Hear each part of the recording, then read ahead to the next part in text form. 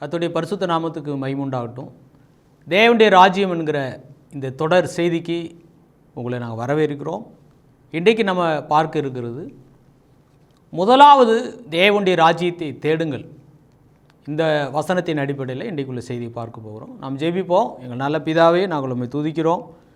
தேவனுடைய ராஜ்யம் என்கிற அந்த தொடர் செய்தி அப்பா நீங்கள் பொறுப்படுத்திக்கொள்ளும், ஆசீர்வதியும். எங்களுடைய வாழ்க்கைக்குள்ளே எங்களுக்குள்ள தேவனுடைய ராஜ்யம் இருக்கிறது என்பதை நாங்கள் அறிந்து கொள்ளவும், உணர்வடைவோம்.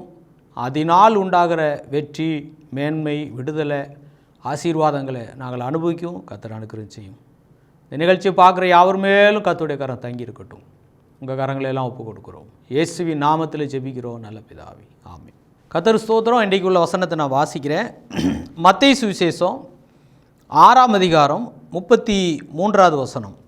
முதலாவது தேவனுடைய ராஜ்யத்தையும் அவருடைய நீதியையும் தேடுங்கள், அப்பொழுது இவைகளெல்லாம் உங்களுக்கு கூட கொடுக்கப்படும்.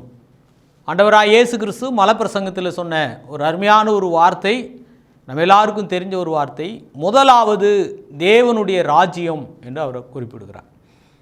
முதலாவது தேவனுடைய ராஜ்யத்தையும் அவருடைய நீதியையும் தேடுங்கள், அப்பொழுது இவைகளெல்லாம் உங்களுக்கு கூட கொடுக்கப்படும். 2 விஷயத்தை அவர் குறிப்பிடுகிறார். முதலாவது தேவனுடைய ராஜ்யம், அவருடைய நீதி. 2வது கூட கொடுக்கப்படும் இவைகள் எல்லாம் என்று ஒரு காரியத்தை சொல்கிறார். இவைகள் எல்லாம் அப்படின்னு சொன்னால் என்னது? அதுக்கு மேலே உள்ள வசனங்களை நம்ம படிக்கும்போது, அற்ப விசுவாசிகளே, 30வது வசனத்திலிருந்து படிக்கிறோம்.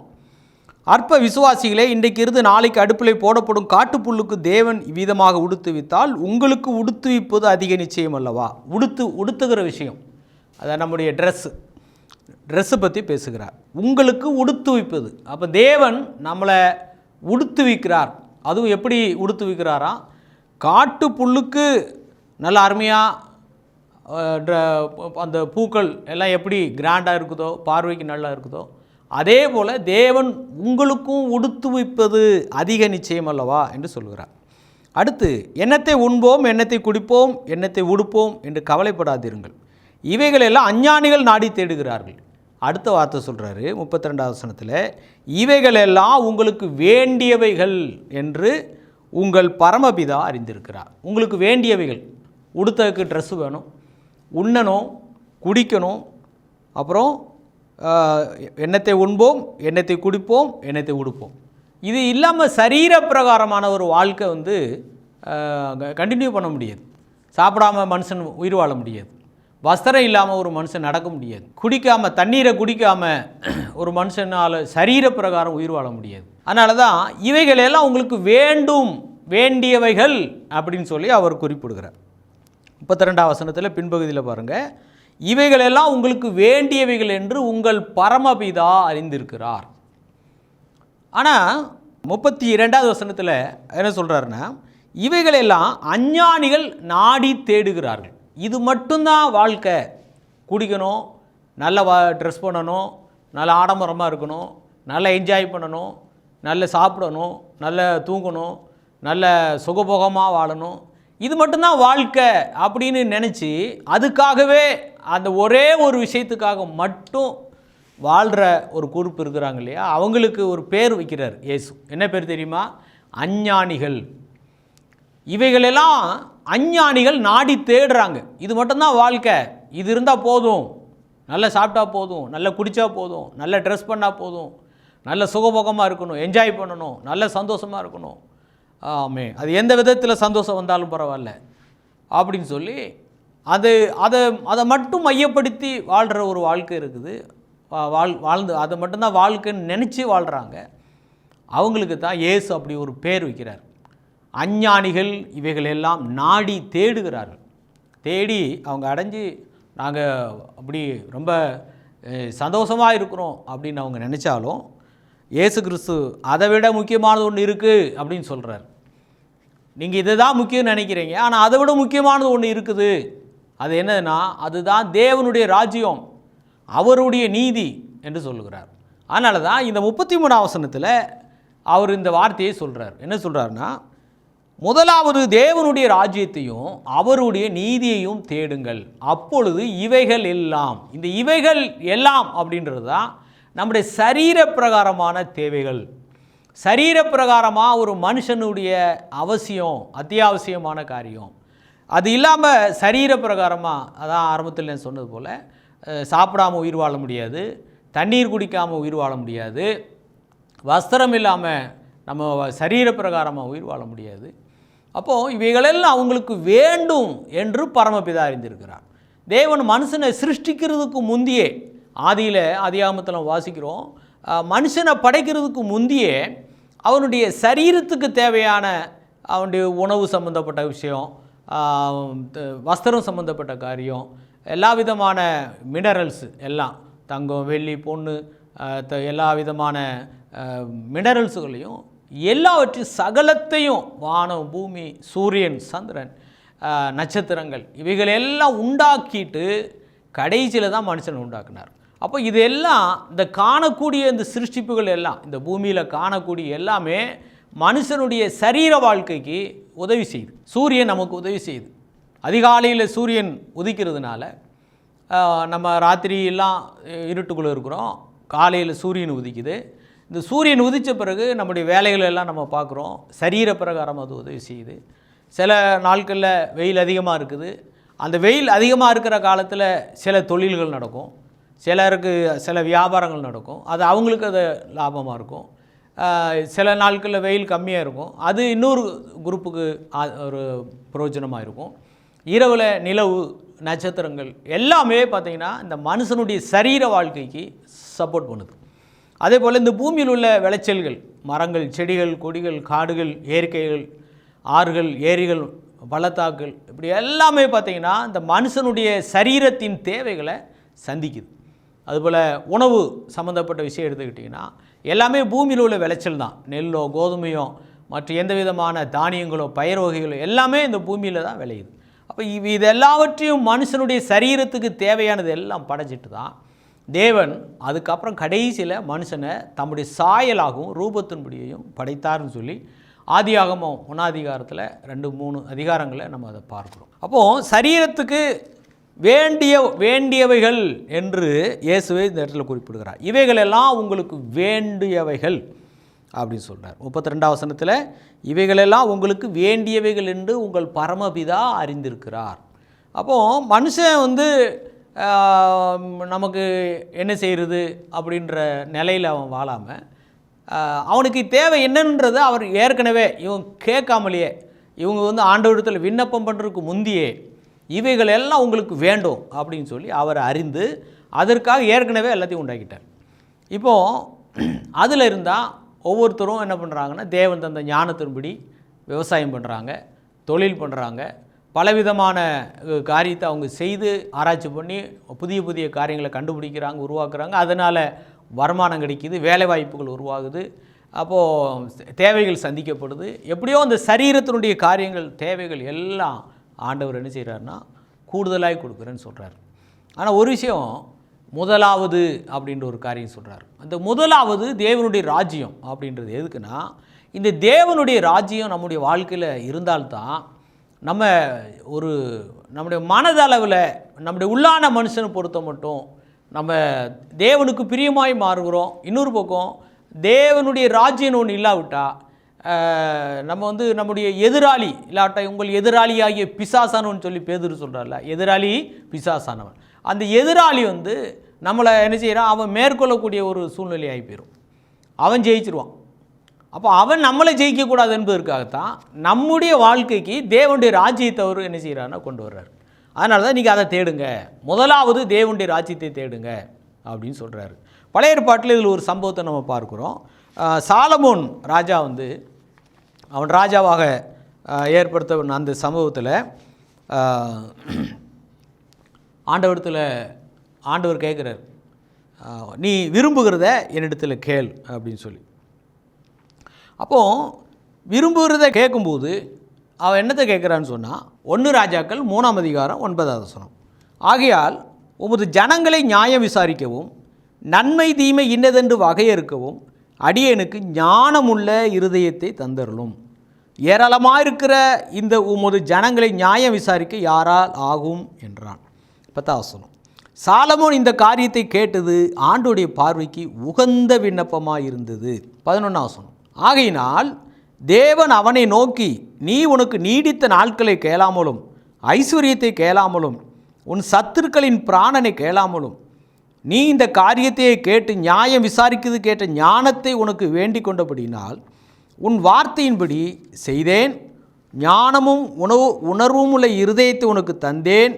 இதிலே உனக்கு சரியானவன் உனக்கு முன் இருந்ததுமில்லை, உனக்கு சரியானவன் உனக்கு பின் எழும்புவதுமில்லை. இதுவும் அன்றி நீ கேளாத ஐஸ்வர்யத்தையும் மகிமையும் உனக்கு தந்தேன் என்று சொல்கிறார். அப்போது சாலமோன் ராஜா ஆண்டவரிடத்தில் கேட்டது, அவர் கேட்குறாரு, நீ என்ன விரும்புகிற கேள் அப்படின்னு சொன்ன உடனே சாலமோன் கேட்டது என்னன்னு சொன்னால், ஐஸ்வர்யத்தை கேட்கல, அப்புறம் வேறு என்னத்தெல்லாம் சொல்கிறாரு, சத்துருக்கள் மேலே ஜெயம் வேணும் அப்படிலாம் கேட்கல, ரொம்ப நீடித்த ஆயில் இதெல்லாம் வந்து கேட்கல. அப்போ என்ன கேட்டாராம், இந்த ஜனங்களை, இந்த ஜனம் அப்படின்றது என்னென்னா ஒரு ராஜ்யம், ஒரு பெரிய அரசாங்கம். இந்த ராஜ்யத்தை இல்லாவிட்டால் இந்த ஜனக்கூட்டத்தை, இவ்வளோ பெரிய கூட்டம் இருக்கிறாங்க, இவங்களை நடத்தி கொண்டு போகிறதுக்கு எனக்கு ஞானம் வேணும் அப்படின்னு கேட்டிருக்கு. இந்த விண்ணப்பம் ஆண்டவருக்கு பிரியமாயிருச்சான். 10 வசனத்தில் படிக்கிறோம், சாலமோன் இந்த காரியத்தை கேட்டது ஆண்டோடைய பார்வைக்கு உகந்த விண்ணப்பமாக இருந்தது. அப்போது தேவனை பிரியப்படுத்துகிற ஜபம் என்னதுன்னா, இந்த உலக பிரகாரமான காரியத்துக்கு முக்கியத்துவம் கொடுத்து அதை கேட்டுக்கிட்டு இருக்காம, முதலாவது தேவனுடைய ராஜ்யம். அப்போ அந்த ராஜ்யத்தை நடத்தணும். இந்த ராஜ்யம் சம்பந்தப்பட்ட காரியத்துக்கு இந்த ஜனக்கூட்டம்னா என்னது, அதில் ராஜ்யன்ற வார்த்தை வராவிட்டாலும் ஆனால் அது ராஜ்யம்தான். ஏன்னு சொன்னால் இஸ்ரவேல் ராஜ்யம். அந்த இஸ்ரவேல் ஜனங்கள் வெகு பெரிய ஜனக்கூட்டம், ஒரு பெரிய கூட்டம் அங்கே இருக்கிறாங்க, லட்சக்கணக்கான மக்கள் அங்கே இருக்கிறாங்க. அப்போ இந்த ஜனங்களை இந்த ராஜ்யத்தை நடத்துவதற்கு எனக்கு ஞானம் வேணும் அப்படின்னு கேட்குறாரு. அப்போ சாலமோனுடைய வார்த்தையில் தேவனுக்கு முன்பாக அவர் கேட்கும்போது முதலாவது வந்தது என்னென்னா, தேவனுடைய ராஜ்யம். இந்த ராஜ்யத்தை நான் நடத்தணும், இந்த ராஜ்யத்தை நான் வந்து கரெக்டாக கொண்டு போகணும் அப்படின்னு விரும்புகிறார். இது தேவனுக்கு ரொம்ப பிரியமாயிருச்சுன்னு சொல்கிறார். அப்போ இந்த ராஜ்யத்தை நடத்துவதற்கு எனக்கு ஞானம் வேணும்னு கேட்டது காரியம் ஆண்டவருக்கு பிரியமானதுனால அவர் பதிலுக்கு என்ன சொல்கிறார் பாருங்கள், நீ கேட்டதையும் தந்தேன், நீ கேட்காததையும் தருகிறேன்னு சொல்கிறார். 13 வசனத்தில், நீ கேளாத ஐஸ்வர்யத்தையும் மகிமையும் உனக்கு தந்தேன் அப்படின்னு சொல்கிறார். ஆமேன். 12 வசனத்தில் ஆண்டவர் என்ன சொல்கிறார் பாருங்கள், உன் வார்த்தையின்படி செய்தேன். உன் வார்த்தையின்படி அவர் கேட்டது என்னது, அந்த ராஜ்யத்தை நடத்தி கொண்டு போகக்கூடிய ஞானம் எனக்கு வேணும். இந்த ஜனங்களெல்லாம் நான் வந்து அருமையாக கொண்டு போகணும், பிரச்சனை இல்லாமல் கொண்டு போகணும். ஆமே, அதுக்கு விசேஷமான தேவ கிருபையும் ஞானமும் இருந்தால்தான் அதை நான் சரியாக செய்ய முடியும் அப்படின்னு அவர் கேட்குறார். ஹல்லேலூயா. அப்படி கேட்டதுனால ஆண்டவர் அவருக்கு ரொம்ப பிரியமாயிருச்சு ஒரு விஷயம்.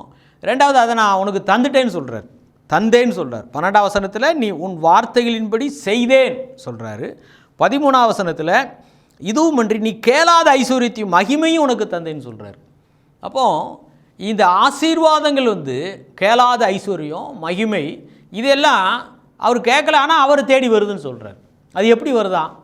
அதுக்கு தான் முதலாவது தேவனுடைய ராஜ்யத்தையும் அவருடைய நீதியையும் தேடுங்கள், அப்பொழுது இவைகள் எல்லாம் உங்களுக்கு கூட கொடுக்கப்படும். அல்லேலூயா. அப்போ முதலாவது தேவனுக்கு பிரியமான விண்ணப்பம் என்னன்னு சொன்னால், இந்த சரீர பிரகாரமான காரியத்துக்காக வேண்டிக் கொண்டு அதுதான் வாழ்க்கை. அப்போ உலகத்தார் வந்து என்ன பண்ணுறாங்க, அதுதான் வாழ்க்கைன்னு நினைக்கிறாங்க. அவங்க அதை தான் அவங்களுக்கு இயேசு ஒரு பேரை வச்சுட்டார், அஞ்ஞானிகள் அப்படின்னு சொல்கிறாரு. அவங்களுக்கு சாப்பிடணும், குடிக்கணும், ட்ரெஸ் பண்ணணும், நல்ல ஆடம்பரமாக இருக்கணும், நல்ல என்ஜாய் பண்ணணும், இதுதான் வாழ்க்கை. அது தப்பு பண்ணாலும் சரி, அந்த சம்பாத்தியம் நல்ல விதத்தில் வந்தாலும் சரி, கெட்ட விதத்தில் வந்தாலும் சரி, குடித்தாலும் சரி, விபச்சாரம் பண்ணாலும் சரி, போதை போட்டாலும் சரி, எந்த நிலையில் இருந்தாலும் அவங்க ஜாலியாக இருக்கணும், சந்தோஷமாக இருக்கணும், அதுதான் வாழ்க்கை அப்படின்னு அவங்க நினைக்கிறாங்க. அதனால தான் இயேசு அவங்களுக்கு ஒரு பேர் வைக்கிறார், அஞ்ஞானிகள்.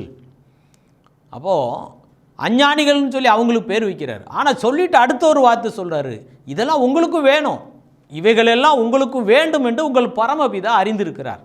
ஆனால் இது மட்டும்தான் வாழ்க்கை நினைக்காதீங்க, இதுக்கு அப்பாற்பட்டது ஒன்று இருக்குது, அதுதான் தேவனுடைய ராஜ்யம், அதுதான் அவருடைய நீதி. அப்போ இந்த தேவனுடைய ராஜ்யமும் அவருடைய நீதியும் நமக்கு என்ன செய்யுது தெரியுமா? எல்லாவற்றையும் கூடுதலாக கொடுக்குது. இந்த சாலமோனை போல கேளாத ஐஸ்வர்யத்தையும் மகிமையும் உனக்கு தந்தைன்னு சொல்கிறாரு பாருங்க. ஹல்லேலூயா. அதுதான் ஆசீர்வாதங்களை சுதந்திரிக்கக்கூடிய எளிமையான வழி. ஆசீர்வாதம் சொல்லி அந்த வெறும் அந்த பொருளாதார காரியத்தை மட்டும் மனசில் வச்சுக்கிட்டு அது ஃபாலோ பண்ணி அதுக்காகவே ஜெபம் பண்ணி அதுக்காகவே பிரயாசப்பட்டு இருக்கிறது இல்லை. ஆனால் தேவனுடைய ராஜ்யத்துக்கு நம்ம முக்கியத்துவம் கொடுக்கும்போது இவைகள் எல்லாம் உங்களுக்கு கூடவே கொடுப்பேன்னு சொல்கிறார். அப்போ இயேசு அந்த வார்த்தையில் 33ஆம் வசனத்தில் மத்திய 6:33 என்ன சொல்லி முடிக்கிறார்னா, இவைகளெல்லாம் உங்களுக்கு வேண்டுமென்று உங்கள் பரமபிதா அறிந்திருக்கிறார். ஆனால் முதலாவது நீங்கள் தேவனுடைய ராஜ்யத்துக்கு முக்கியத்துவம் கொடுங்க, நீங்கள் அவருடைய நீதிக்கு முக்கியத்துவம் கொடுங்க. அப்பொழுது இவைகள் எல்லாம் மேலே ஒரு பட்டியல் சொன்னார் பார்த்தீங்களா, உண்ணவும் உடுக்கவும் குடிக்கவும் அப்படின்ற ஒரு லிஸ்ட்டு சொல்கிறார் இல்லையா, சரீரத்தின் தேவைகள். அப்போ இந்த சரீர பிரகாரமாக இந்த உலகத்தில் சுகமாய் வாழ்வதற்கு என்னெல்லாம் தேவையோ, ஹல்லேலூயா, ஒரு வேலை செய்யணுமானா நமக்கு உடம்புல நல்ல ஆரோக்கியம் இருக்கணும். ஆரோக்கியம் இருந்தால் தான் ஒரு வேலை செய்ய முடியும். வேலை செஞ்சால் தான் ஒரு வருமானம் கிடைக்கும். வருமானம் இருந்தால் தான் பொருட்கள் வாங்க முடியும். அப்போ தான் இப்போ உணவு சம்மந்தப்பட்ட காரியத்தை வாங்க முடியும். வீட்டுக்கு தேவையான பொருட்கள் வாங்க முடியும். என்னெல்லாம் நமக்கு தேவையோ அது எல்லாவற்றுக்கும் பணம் வேணும். அதனால தான் பிரசங்கியில் சொல்கிறாரு, பணமோ எல்லாவற்றுக்கும் உதவும். பண ஆசை தான் எல்லா தீமைக்கும் வேற இருக்குது, நிருபங்களை வாசிக்கிறோம். ஆனால் பணம் எல்லாவற்றுக்கும் உதவுன்னு சொல்லி அதே பைபிள் தான் நமக்கு சொல்லுது. அப்போது நமக்கு தேவையான காரியத்தை எல்லாம் நம்ம பெற்றுக்கொள்வதற்கு நமக்கு என்ன வேணும்?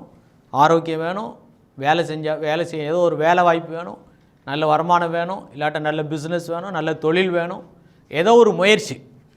அதான் சொல்கிறாரு, கையின் பிரயாசத்தை ஆசீர்வதிப்பேன்னு சொல்கிறார். உன் கையின் பிரயாசம் அப்படின்னு சொல்கிறார். அப்போ கையின் பிரயாசம்னு என்ன அர்த்தம்? கையில் இந்த சரீர பிரகாரமாக அந்த கை வச்சு ஏதோ ஒரு தொழில் பண்ணுங்கள், ஏதோ ஒரு வியாபாரம் பண்ணுங்கள்.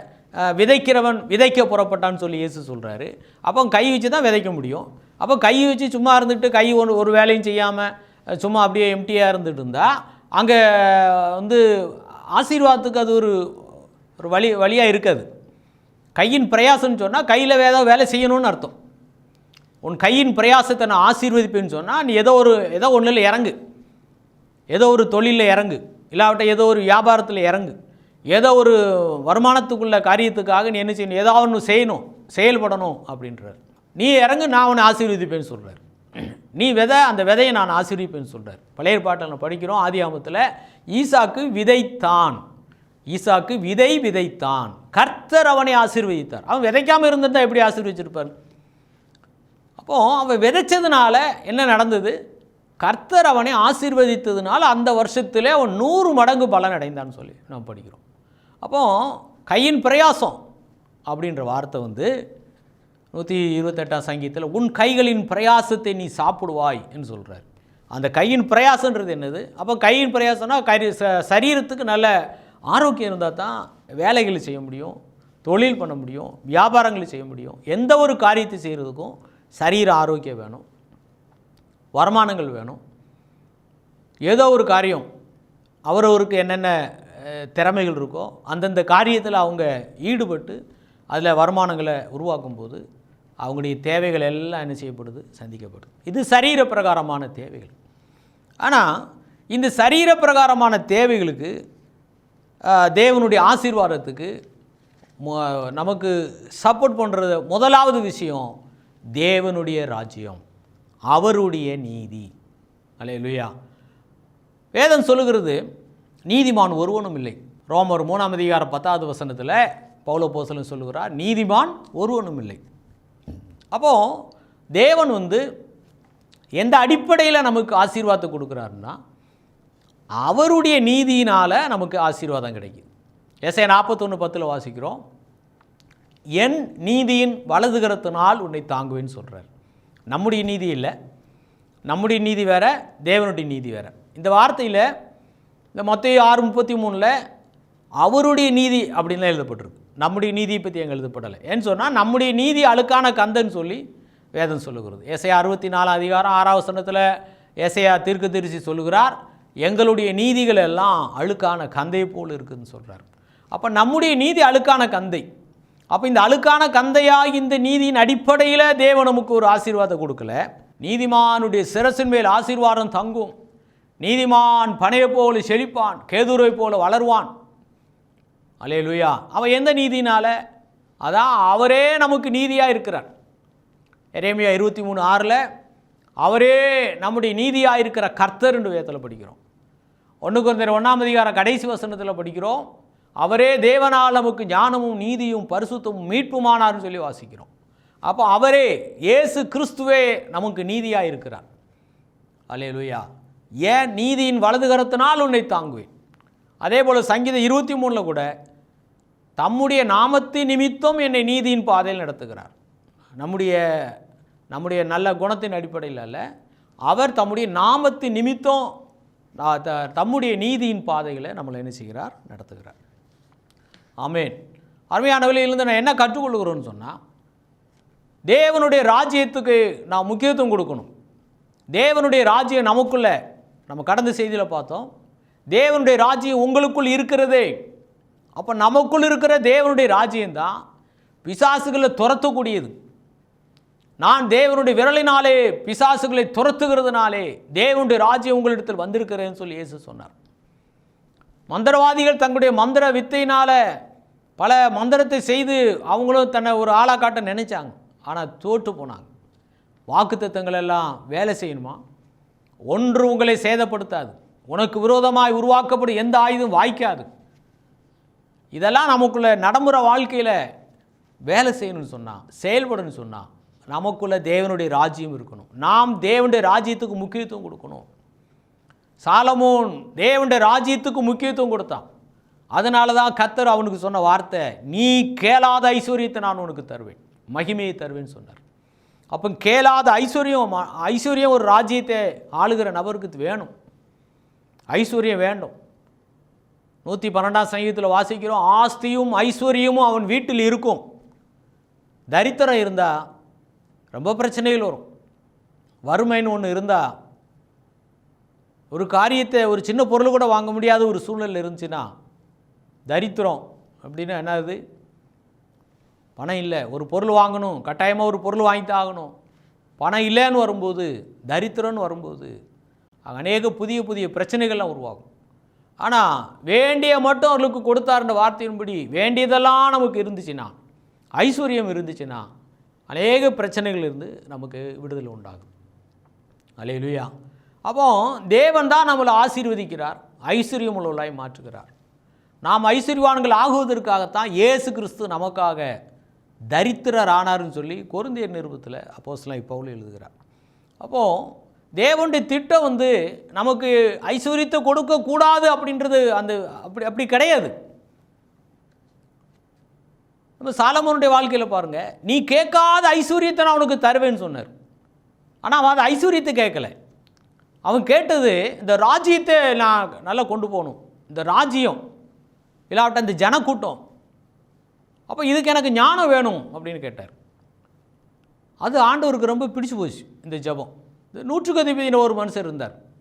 அவர் இயேசுகிட்ட அவரும் அதுபோல் ஒரு வார்த்தை சொல்கிறார், நீர் என் வீட்டுக்கு வர்றதுக்கு நான் பாத்திரன்னு இல்லை, ஒரே ஒரு வார்த்தை சொல்லும், அப்பொழுது என் வேலைக்காரன் சுஸ்தமாவான். அப்போ அவர் எதை முக்கியப்படுத்தினார்னா அவருடைய வார்த்தை.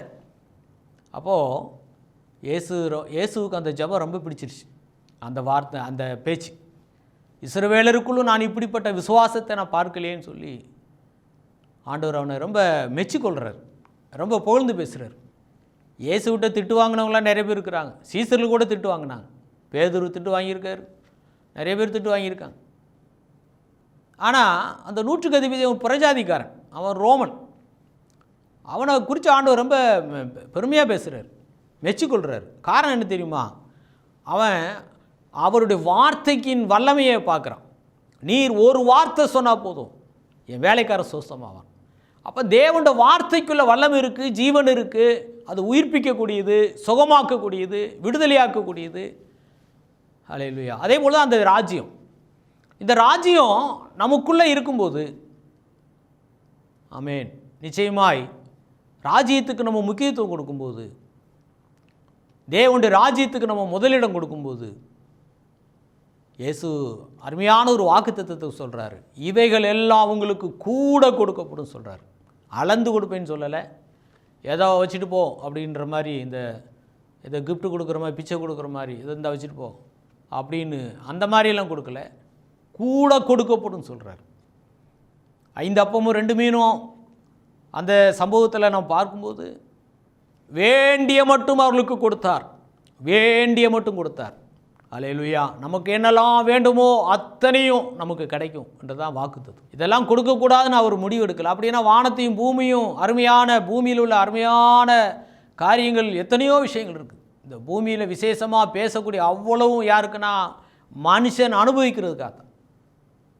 அல்லேலூயா. இந்த பூமியில் மனுஷன் வெறுக்க வேண்டிய விஷயங்கள் சில விஷயங்கள் இருக்குது. அதுதான் போதைப் பொருட்கள், போதை வஸ்துக்கள்.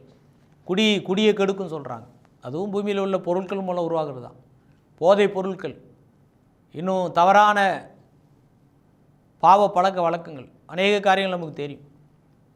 இதைத்தான் மனுஷன் தன்னுடைய வாழ்க்கையிலேருந்து விளக்கணும், அதுக்கு தான் இடம் கொடுக்கக்கூடாது. ஆனால் சாத்தான் அதைத்தான் மனுஷனுக்கு முன்னிலைப்படுத்தி, அதனால தான் அவனுக்கு சந்தோஷம் அப்படின்னு சொல்லி தவறான விதத்தில், சந்தோஷம் வேணும் ஆனால் தப்பான விதத்தில் அதை எடுத்துக்கோன்ற மாதிரி, அது தப்பு இல்லை, தப்பு இல்லை அப்படின்ற மாதிரி சாத்தான் ஜனங்களை வஞ்சித்து அப்படி கொண்டு போகிறான். ஆனால் தேவனுடைய ராஜ்யம் அருமையானது. தேவனுடைய ராஜ்யம் உண்மையிலேயே நமக்கு உள்ளான மனுஷனுக்குள்ள ஒரு நிரந்தரமான சந்தோஷத்தை கொடுக்கும். அல்லேலூயா. வெறும் உள்ளான சந்தோஷம் மட்டும் இல்லை, இவைகளெல்லாம் உங்களுக்கு கூட கொடுக்கப்படும் சொல்கிறார். நீ கேளாததையும் நான் உனக்கு தருவேன்னு சொல்கிறாரு. நீ கேளாத ஐஸ்வர்யத்தையும் மகிமையும் நான் உனக்கு தருவேன்னு வாக்கு பண்ணியிருக்கார். நாம் தேவனுடைய ராஜ்யத்துக்கு முக்கியத்துவம் கொடுக்கும்போது நிச்சயமாய் கர்த்தர் நமக்கும் கேளாத ஐஸ்வர்யத்தையும் மகிமையும் தருவார். சரீர பிரகாரமாக அந்த பூமியில் வாழ்வதற்கு என்னெல்லாம் தேவையோ எல்லாவற்றையும் தருவேன் என்று வாக்கு பண்ணியிருக்கிறார். இவைகளெல்லாம் உங்களுக்கு கூட கொடுக்கப்படும். மாத்திரம் இல்லை, இவைகளெல்லாம் உங்களுக்கு வேண்டும் என்று உங்கள் பரமபிதா அறிந்திருக்கிறார். ஆமென். பரமபிதா அறிந்திருக்கிறார்.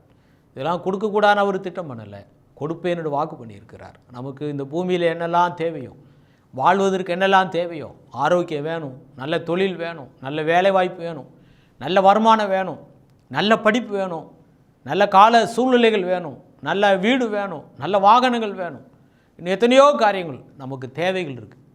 இந்த வேண்டியவைகள் எத்தனையோ காரியம் இருக்குது. இவைகள் எல்லாம் நம்ம கேட்காமலே தருவேன்னு சொல்கிறார். ஆனால் கேட்க வேண்டியது விஷயம், தேட வேண்டிய விஷயம் முதலாவது தேவனுடைய ராஜ்யம், அவருடைய நீதி. இந்த மாதிரி ஜெபம் அவர் ரொம்ப பிரியப்படுத்தியிருக்கு. அந்த நூற்றுக்கதிபதி சொன்ன வார்த்தை இயேசுவே அவருடைய இருதயத்தை தொட்டுருச்சு. அவரே சொல்லிட்டார், இஸ்ரவேலருக்குள்ள நான் இப்படிப்பட்ட விசுவாசத்தை பார்க்கலேன்னு சொல்லி. வெறும் வார்த்தை மட்டும் சொல்லிட்டு போகலை, அவன் சொன்னதுபடியே அவனுடைய வேலைக்காரனும் அந்த நிமிஷமே சுகமாக்கப்படுறான். சரீர நன்மையை அவன் பார்க்குறான். அல்லேலூயா. கிறிஸ்துவ வாழ்க்கைன்றது ஏதோ ஏட்டு சுரக்கா போல், ஏதோ இப்போ அந்த பேப்பரில் படிச்சுட்டு போகிறது போல் இல்லை.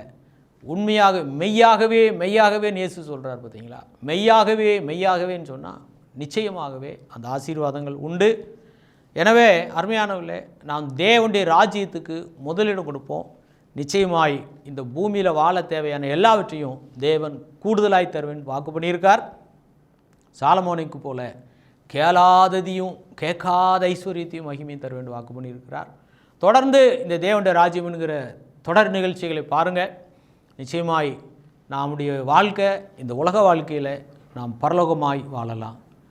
கர்த்தர் நம்மளுக்கு உதவி செய்வாராக. கர்த்தருக்கு ஸ்தோத்திரம்.